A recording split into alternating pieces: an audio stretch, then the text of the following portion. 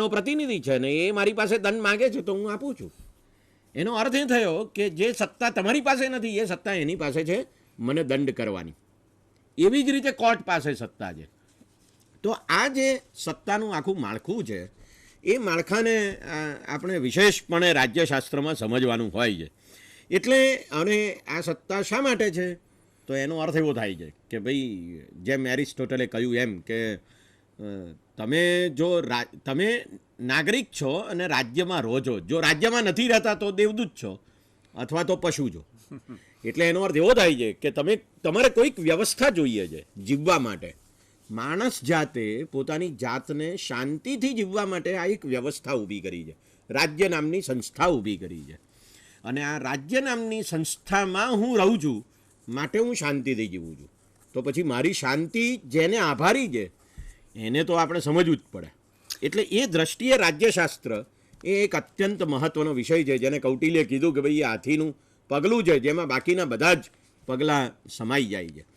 તો આ સત્તાની ખેંચતાણ, એની લેવડ દેવડ, એનો પ્રભાવ એ બધાને આપણે સમજીએ તો મને લાગે છે કે આપણે આખા સમાજના વ્યવહારોને, પછી એ આર્થિક વ્યવહારો હોય, એ સામાજિક વ્યવહારો હોય, એ સાંસ્કૃતિક વ્યવહારો હોય, એ બધાને આપણે સમજી શકીએ છીએ.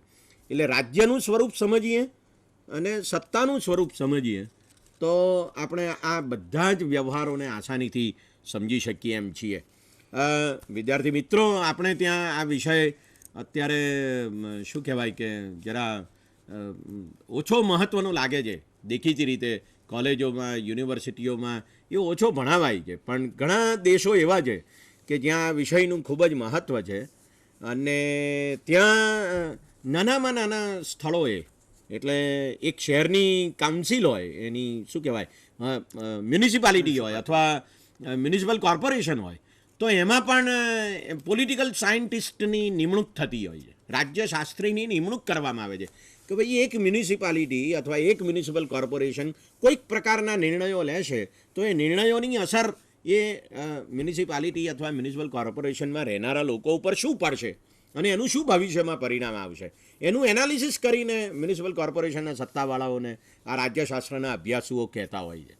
જર્મની જેવા દેશમાં તો એમ પણ છે કે બધા જ સ્તરે, બધી જ ફેકલ્ટીઓમાં રાજ્યશાસ્ત્ર એ ફરજિયાત વિષય તરીકે અસ્તિત્વમાં છે. એટલે એ દ્રષ્ટિએ આપણે આ વિષયને સમજવાની આવશ્યકતા છે. હા, દિનેશભાઈ. હું એમ કહેતો હતો કે રાજકારણની એક બી સીધી સાદી વ્યાખ્યા જે અત્યારે વધારે પ્રચલિત બની છે કે politics is a study of influence. Yes, and the influenced. હા, એટલે જેના ઉપર પ્રભાવ નાખે છે અને જેના ઉપર પ્રભાવ પડે છે એ બંનેનો અભ્યાસ બરાબર છે. જો રાજ્યના નિર્ણયથી હું પ્રભાવિત થતો હોઉં તો હું એક મંડળ રચીને રાજ્યના નિર્ણયોને પ્રભાવિત કરવાનો પ્રયત્ન કરું, એ પણ એક રાજકારણ છે. બરાબર છે. એટલે આ બહુ વિશાળ વ્યાખ્યા એની આપવામાં આવી છે. હવે આનું ઉદાહરણ આપણે લઈએ તો એવું કહી શકાય કે ભાઈ ગુજરાતમાં એક ગુજરાત વેપારી મહામંડળ છે. તો એ શું કરે છે તો કે એ વેપારીઓને સ્પર્શતા પ્રશ્નો અંગે સતત સરકાર સમક્ષ રજૂઆત કરે છે અને એમ કહે છે કે તમે અમને અનુકૂળ આવે તેવા નિર્ણયો લો, એવા કાયદાઓ બનાવો, એવા નિયમો કરો. તો આ એમને પ્રભાવ થાય છે અને એ રાજ્ય ઉપર પ્રભાવ પાડવાનો પ્રયત્ન કરે છે. એટલે આવી રીતે જુદા જુદા જૂથો રાજ્ય સાથે સંકળાયેલા છે અને પછી રાજ્ય ઉપર પ્રભાવ પાડવાનો એ પ્રયત્ન કરતા હોય છે. અને રાજ્ય એ આ બધા જ જૂથો ઉપર, બધા જ સમુદાયો ઉપર, બધા જ નાગરિકો ઉપર પ્રભાવ પાડવાનો પ્રયત્ન કરે છે. અને એ દ્રષ્ટિએ આપણે આ શાસ્ત્રને સમજવાની વિશેષ આવશ્યકતા છે. હવે રાજ્યશાસ્ત્રના અભ્યાસ માટેના જુદા જુદા અભિગમો છે, એપ્રોચીસ જેને કહી શકીએ એ છે. એક તો પરંપરાગત અભિગમ છે, traditional approach to the study of political science, જેમાં મૂલ્યલક્ષી, નોર્મેટિવ, રાજ્ય કેવું હોવું જોઈએ, નાગરિક કેવા હોવા જોઈએ, કાયદો કેવો હોવો જોઈએ, મૂલ્ય કેવું હોવું જોઈએ, એ દ્રષ્ટિએ રાજ્યના જુદા જુદા જે કન્સેપ્ટ છે એની એ ચર્ચા કરે છે. બીજો એક ઐતિહાસિક અભિગમ છે, રાજ્યનો ઉદ્ભવ કેવી રીતે થયો, એનો ઉત્તરોત્તર વિકાસ કેવી રીતે થયો, કયા કયા તબક્કામાં રાજ્ય આગળ કેવી રીતે વધતું ગયું, એ ઐતિહાસિક દ્રષ્ટિએ રાજ્યનો અભ્યાસ કરે છે. પછી એક લીગલ એપ્રોચ છે, કારણ કે રાજ્ય આખરે તો એક કાનૂની અસ્તિત્વ ધરાવે છે. રાજ્ય કોઈ જીવતું જાગતું માણસ નથી, પણ state is a legal fiction એટલે કાયદાની દ્રષ્ટિએ રાજ્ય એક વ્યક્તિ છે. એટલે તમે રાજ્યની સામે દાવો માંડી શકો અને રાજ્ય તમારી સામે દાવો માંડી શકે. એ લીગલ એપ્રોચથી આખા રાજ્યશાસ્ત્રનો અભ્યાસ કરવામાં આવે છે. અને છેલ્લે આવે છે ફોર્મલ જુદી જુદી જે સંસ્થાઓ છે એ સંસ્થાઓની રચના કેવી રીતે થાય છે, એના કાર્યો કયા પ્રકારના છે, એકબીજા સાથે તેના શું સંબંધ છે. આ પરંપરાગત અભિગમની અંદર આવા 3 કે 4 દ્રષ્ટિકોણથી રાજ્યશાસ્ત્રનો અભ્યાસ કરવામાં આવે છે. હવે એક આધુનિક અભિગમ ધીમે ધીમે બહાર વિકસ્યો છે, જેને મુખ્યત્વે કરીને 2 ભાગમાં વહેંચી શકીએ. એક છે વર્તનલક્ષી અને અનુવર્તનલક્ષી, બિહેવિયરલિસ્ટ અને પોસ્ટ બિહેવિયરલિસ્ટ અપ્રોચ. આ વિશે તમે આગળ જરા ભવિષ્યમાં જ્યારે ચર્ચા સાંભળશો ત્યારે આવશે. પણ મુખ્યત્વે કરીને અત્યાર સુધી પરંપરાગત અભિગમની અંદર જે અભ્યાસ કરવામાં આવતો હતો અથવા અભ્યાસનો મુખ્યત્વે જોગ ઇન્સ્ટિટ્યુશન હતો, સંસ્થા હતી. હવે વર્તન ઉપર આવે છે. સંસ્થાઓનું પણ વર્તન છે, વ્યક્તિઓનું પણ વર્તન છે, પાર્લામેન્ટનું પણ વર્તન છે, પ્રેસિડેન્ટનું પણ વર્તન છે, ધારાસભાઓ, કારોબારી આ કેવી રીતે વર્તન કરે છે. એટલે વર્તન ઉપર ખાસ ભાર મૂકવામાં આવે છે અને વર્તનલક્ષી અભિગમ તરીકે રાજકારણની જુદી જુદી સંસ્થાઓનો એમાં અભ્યાસ કરવામાં આવે છે. પછી એક બીજો અભિગમ તાજેતરમાં વિકસ્યો છે જેને સિસ્ટેમિક એપ્રોચ કહેવામાં આવે છે, પ્રથાકીય અભિગમ. એટલે જેમ શરીરની અંદર જુદી જુદી સિસ્ટમ કામ કરે છે, શરીર આખું શરીર છે પણ એની અંદર શ્વાસોશ્વાસની આખી વ્યવસ્થા છે, રુધિરાભિસરણ તંત્ર છે, એવી રીતે રાજ્યરૂપી દેહની અંદર જુદી જુદી સિસ્ટમ કામ કરી રહી છે. એ સિસ્ટમને આધારે પણ રાજ્યનો આખો અભ્યાસ કરવામાં આવે છે. એટલે રાજ્ય મૂળ તો ખરું જ, પણ રાજ્ય કેવી રીતે કામ કરે છે એની વધારે સારી સમજ આપવા માટે આ પ્રથાકીય અભિગમ એમાં નીકળ્યો છે અને એમાં પણ જાત જાતના નવા નવા વિચારો આવી રહ્યા છે. તો આ જુદા જુદા અભિગમો દ્વારા રાજ્યશાસ્ત્રનો અભ્યાસ કરવામાં આવે છે. આજે મુખ્યત્વે કરીને વર્તનલક્ષી અને અનુવર્તનલક્ષી જે અભિગમ છે એના પર વિશેષ ભાર મૂકવામાં આવે છે, કારણ કે એ વધારે રાજ્યની રાજકારણની જે વાસ્તવિકતા છે એને વધારે રીતે સારી રીતે સમજાવવાનો તે પ્રયત્ન કરે છે. એટલે આ એના મુખ્ય 2 અભિગમોની વાત થઈ. એટલે રાજ્યશાસ્ત્રનું જે આખું કાર્યક્ષેત્ર છે એને આપણે જરા જુદા જુદા ભાગોમાં વહેંચી શકીએ અને પછી એમાં કઈ કઈ બાબતોનો સમાવેશ થાય છે એ દ્રષ્ટિએ જો આપણે જોઈએ તો એમાં 3-4 વિભાગો પડે છે. એક વિભાગ એવો છે કે રાજ્યશાસ્ત્ર એ રાજકીય સિદ્ધાંતનો અભ્યાસ કરે છે. એટલે સિદ્ધાંતનો અર્થ અહીંયા એવો છે કે કયા સિદ્ધાંતો આપવામાં આવે છે, રાજ્યની ઉત્પત્તિના સિદ્ધાંતો, રાજ્યના વ્યવહાર સાથે સંબંધિત એવા સિદ્ધાંતો, એ સિદ્ધાંતોનો અભ્યાસ કરવામાં આવે છે. પછી રાજકીય આદર્શોનો અભ્યાસ, રાજ્યને તાબે કેમ થઈએ છીએ, હા, આપણે શા માટે રાજ્યને તાબે થઈએ છીએ, આપણે શા માટે રાજ્યનું કયું માનીએ છીએ, એને વિશેના સિદ્ધાંતો, એના વ્યવહારો, એના આદર્શો અને રાજકીય વિચારો, એનો એક અભ્યાસ કરવામાં આવે છે. બીજું છે તેમાં રાજકીય સંસ્થાઓનો અભ્યાસ કરવામાં આવે છે. એટલે દાખલા તરીકે બંધારણ તો એક વ્યવસ્થા છે. આપણે 26 જાન્યુઆરી 1950ના રોજ ભારત નામનું રાજ્ય બનાવ્યું. તો એ કોણે બનાવ્યું? તો કે આપણે લખીએ છીએ બંધારણના આમુખમાં કે અમે ભારતના લોકો, એમ કરીને આપણે બંધારણના આમુખની શરૂઆત કરીએ છીએ અને પછી કહીએ છીએ કે આ બંધારણ અમે અમારી જાતને આપીએ છીએ, અર્પણ કરીએ છીએ. એટલે એનો અર્થ એવો થયો કે 26 જાન્યુઆરી 1950ના રોજ આ બંધારણ આપણે જાતે બનાવ્યું, આપણે આપણી જાતને આપ્યું. અને એ બંધારણ દ્વારા આપણે શું કર્યું તો કે ભારત નામનો દેશ, જેનો આપણે નકશો દોરીએ છીએ, એ ભારત નામનો દેશ આપણે બનાવ્યો, ભારત નામનું રાજ્ય આપણે બનાવ્યું. તો આ રાજ્ય કોણે બનાવ્યું છે? તો રાજ્ય આપણે બનાવ્યું છે. અને રાજ્ય આપણે બનાવ્યું છે એનો અર્થ એવો થયો કે આપણે શા માટે બનાવ્યું છે? તો કે આપણું એમાં હિત છે. એટલે એનો અર્થ એવો થાય છે કે એ આપણા માટે બનાવ્યું છે. તો આ જે આખી વાત છે અને એ બંધારણ છે, પછી એમાં કેન્દ્ર સરકાર છે, એમાં સરકાર છે, સ્થાનિક સરકારો છે, અને એ બધાનો અભ્યાસ પણ આપણે કરતા હોઈએ છીએ. એટલે કેન્દ્ર સરકાર, રાજ્ય સરકાર, સ્થાનિક સ્તરની સરકાર એટલે પંચાયતો, પાલિકાઓ ભારતમાં, આ બધી સરકારોનો આપણે અભ્યાસ કરી છે. આ બધી સંસ્થાઓ છે. અને પછી આ 3 પ્રકારની સંસ્થાઓ પછી જાત જાતની સંસ્થાઓ ઊભી કરે છે.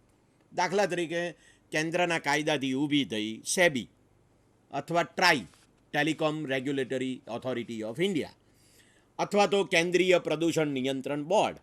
એવી જ રીતે ગુજરાતમાં તો ભાઈ જીઆઈડીસી, જીઆઈઆઈસી, જીએસએફસી, અથવા ગુજરાત પ્રદૂષણ નિયંત્રણ બોર્ડ, અથવા ગુજરાત ઇલેક્ટ્રિસિટી રેગ્યુલેટરી કમિશન. આ બધી જાત જાતની સંસ્થાઓ છે.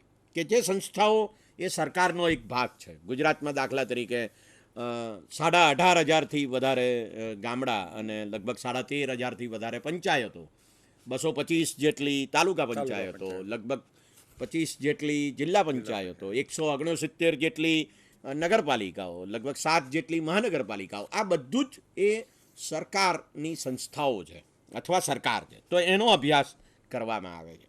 ત્રીજો મુદ્દો છે તેમાં પક્ષો, જૂથો અને લોકમત, એનો અભ્યાસ કરવામાં આવે છે. એટલે કયા કયા રાજકીય પક્ષો છે એ કેવા પ્રકારનું વર્તન કરે છે, પછી કયા કયા પ્રકારના જૂથો છે કે જે જૂથો પ્રભાવ પાડવાનો પ્રયત્ન કરે છે, અને નાગરિકો દ્વારા સરકારને સહકાર અપાય છે કે કેમ, એનો અભ્યાસ થાય છે. લોકમત કઈ દિશામાં છે એનો અભ્યાસ કરવામાં આવે.